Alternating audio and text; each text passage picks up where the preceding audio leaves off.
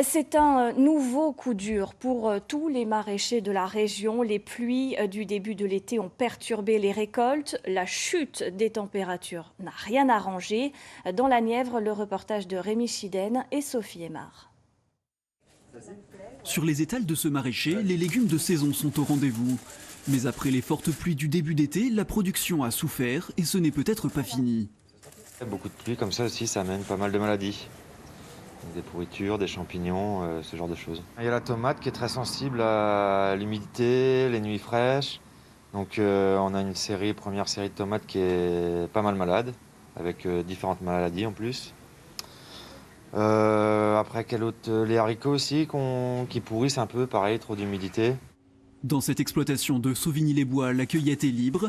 Grâce aux serres notamment, les clients trouvent de quoi remplir leur panier, mais certains légumes ont du retard.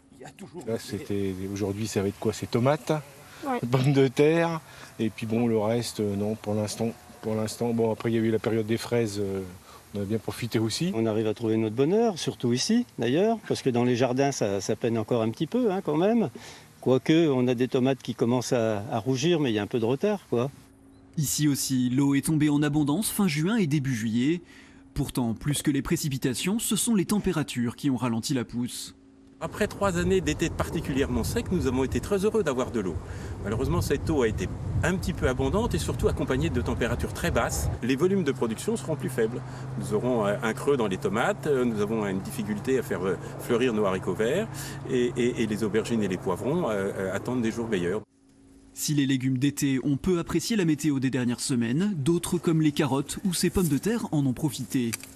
Elles ont terriblement apprécié cette météo. Ça, c'est parfait pour une pomme de terre. Pas de chaleur et beaucoup d'eau, c'est excellent.